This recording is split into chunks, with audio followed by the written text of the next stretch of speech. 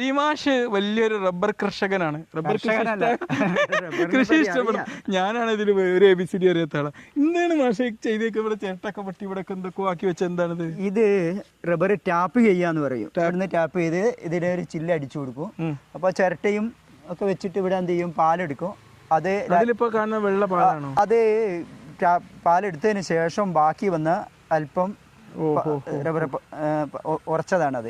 അപ്പൊ ഈ റബ്ബറിന്റെ ഇവിടെ ചുറ്റും ഇത് മഴ കൊള്ളാതിരിക്കാൻ വേണ്ടിട്ട് വർഷകാലത്തും ടാപ്പ് ചെയ്യാൻ വേണ്ടിട്ട് പ്ലാസ്റ്റിക് ഇടുന്നതാണ്. അങ്ങനെ ഓരോ വർഷവും എന്ത് ചെയ്യും, ഇത് താഴെ മാറ്റിയിട്ട് കൊടുക്കും. അങ്ങനെ ഇട്ട് കൊടുക്കും അതില്ലേ? ഇത് 105 ഇനം എന്ന് പറഞ്ഞിട്ട് നല്ല ബഡ് ചെയ്ത റബ്ബർ തൈകളാണ്. അത്യുൽപാദന ശേഷിയുള്ള റബ്ബറാണ്. 105 ഇനം.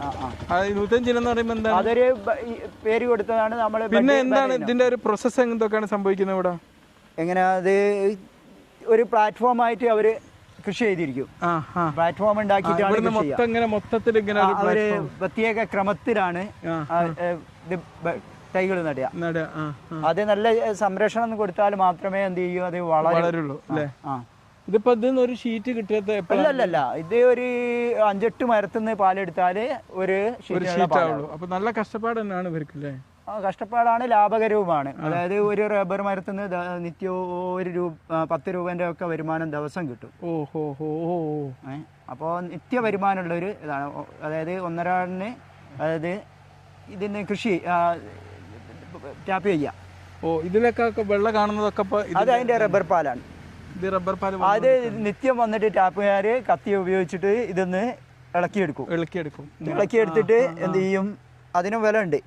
140 രൂപ കിലോ വില ഉണ്ട്. റബ്ബറിനെ പോലെ തന്നെ അത് റബ്ബറാണത്.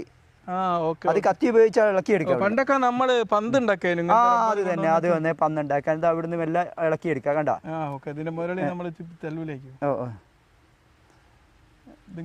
ഇതെടുക്കാം. ഇതിന് വില ഉണ്ട്. ഷീറ്റ് ആക്കുകയും ചെയ്യാം. അത് ഷീറ്റ് ആക്കണേ കുറെ പ്രോസസ് നടക്കേണ്ടതുണ്ട്. അത് പാലെടുത്തിട്ട് ഇതാണ് ഇപ്പൊ റബ്ബറിന്റെ ഇത് ചുരുട്ടിയിട്ടാണ് പണ്ടുള്ള കാലത്ത് നമ്മള് ഇതുണ്ടാക്കിയത് അല്ലേ?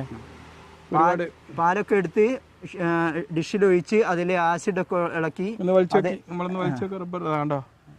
അപ്പൊ ഇത് ഇങ്ങനെ തന്നെ റബ്ബറായിട്ട് ഉപയോഗിക്കാം അല്ലേ? ഓക്കെ, ടൈമിന് ഇട്ടാൽ മാത്രമേ ശരിക്ക് വളവ് ലഭിക്കൂ.